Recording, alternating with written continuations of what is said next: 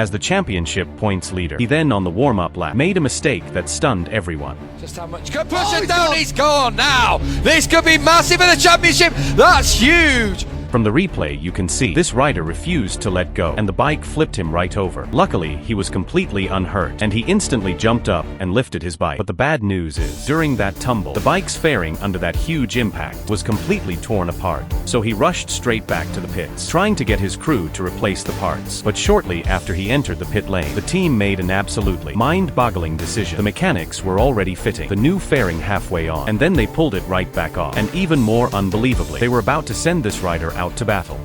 MotoGP Classic Battles, 125 cubic centimeters special. Chaos in Portimao. Watch Marquez turn it all around. October 2010. The 125 cubic centimeters class, the predecessor to Moto3, arrived in Portimao, Portugal. Only 2 races remained in the season, but the top 3 in the standings were locked in a fierce fight. Just 17 years old Marquez had stormed to 9 wins that season and was leading the title race in dominant fashion. But despite those incredible results, he was only leading Terrell in second by 12 points. And in that every point counts pressure cooker, Marquez had a rough qualifying session yesterday and would start from 9th on the grid. In such a precarious position, could the young Marquez handle the heat and take this must-win race? As the 5 red lights went out, the Portuguese Grand Prix was officially on. Right off the line from 9th place, Marquez shook off yesterday's struggles with a dream start. Before turn 1, he had already blasted past 4 riders up into 5th, but on the approach to turn 2, 2 riders behind got tangled up in the first incident of the race. While those 2 were going down behind him, Marquez up ahead had already quietly slipped into 4, and at the very next corner, he launched another attack without hesitation. The rider ahead could not defend, and Marquez moved up 1 more spot. In just 3 corners, Marquez had gone from 9th on the grid, easily slicing past 6 riders into 3rd. But clearly that was not enough for him, because the rider leading the race was none other than his direct rival Terrell. If the race ended like this, Terrell would close the gap to just 3 points. So he absolutely had to keep pushing forward, and his next target was Terrell's teammate Smith. Here we go, he's putting pressure on Marquez now, on Bradley Smith.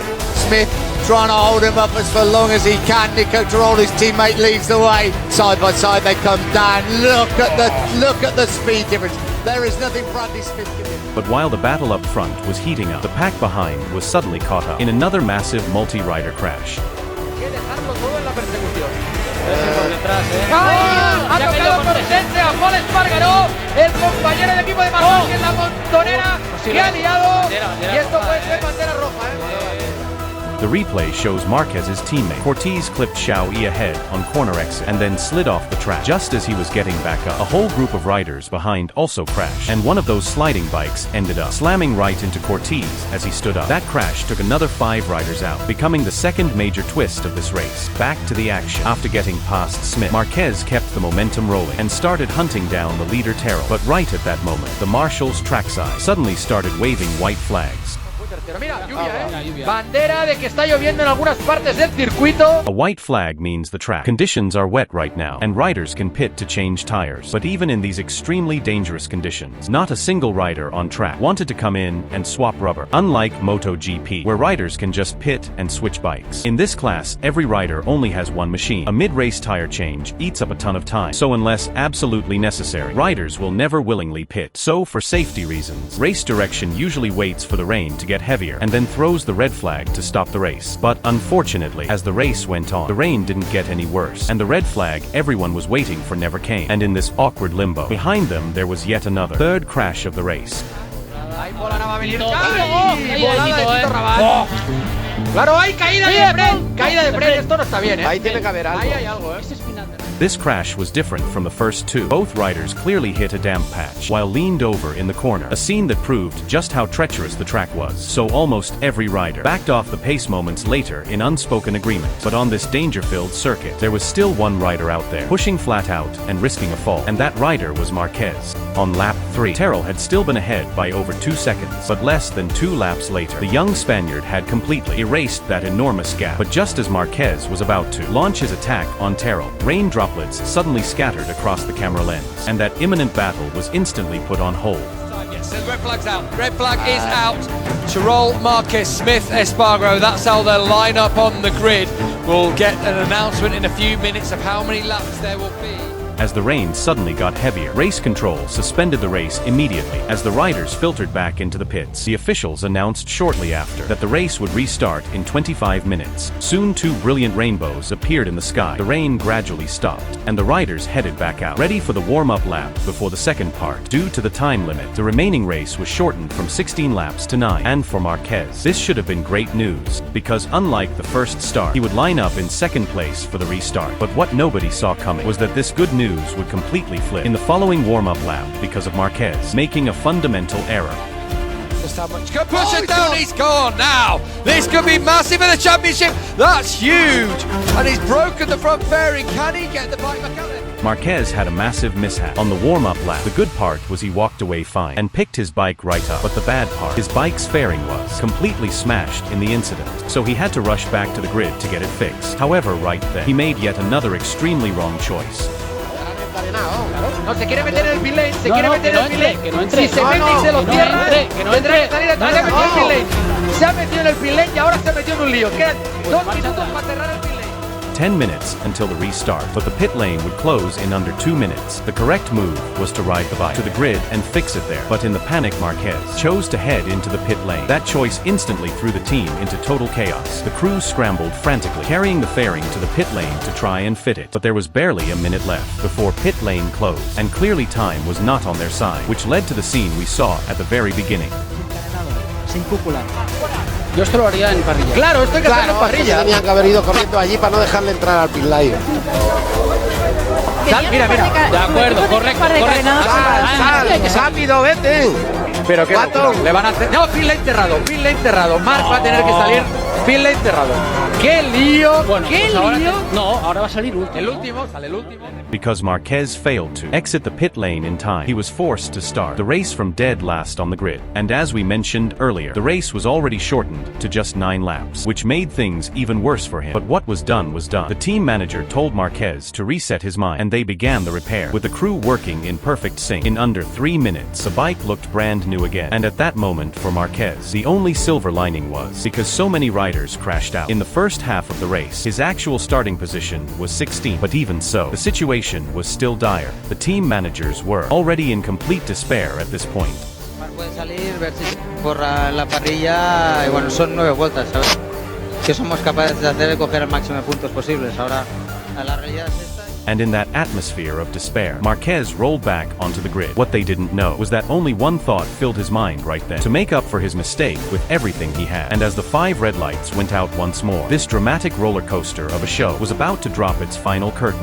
9 laps of the Estoril circuit could have determined the outcome of the championship. Off the line, the frontrunners held their positions, but Marquez, starting from the very back, suddenly appeared in the front group's view in a flash. Look at Marquez.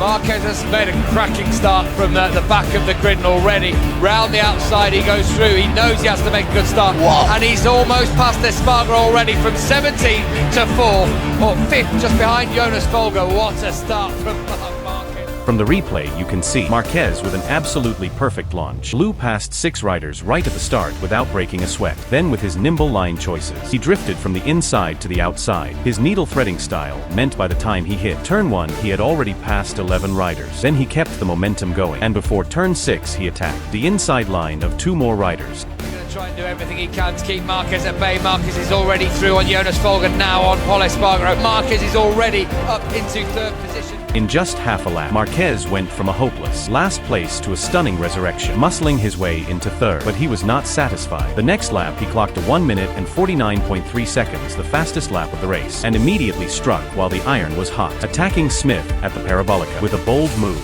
On the Parabolica, Bradley Smith's going to hold it in there, and he needs to attack back to help his teammate as quickly as possible. That's what he needs to be thinking, just to be aggressive with Mark. He briefly got past Smith into 2nd, but that put him right into a pincer between the two. Smith, as Terrell's teammate, was always going to strike back instantly. Here he comes, Bradley Smith, on the inside of Marc Marquez. So P2 isn't going to be okay at the moment, because it's P3 for Marc Marquez. After dropping back to third, Marquez tried multiple times over the next 2 laps to counterattack at the end of the straight, but Smith kept braking even later and stubbornly held him off. Only 2 laps remained, stuck behind his rival. The hope of winning this race seemed to be fading away. The team even showed him a P3 OK board, telling Marquez to play it safe and bank the points. But for young Marquez, as long as there were riders in front of him, as long as the race was not over, the word give up would never exist in his dictionary.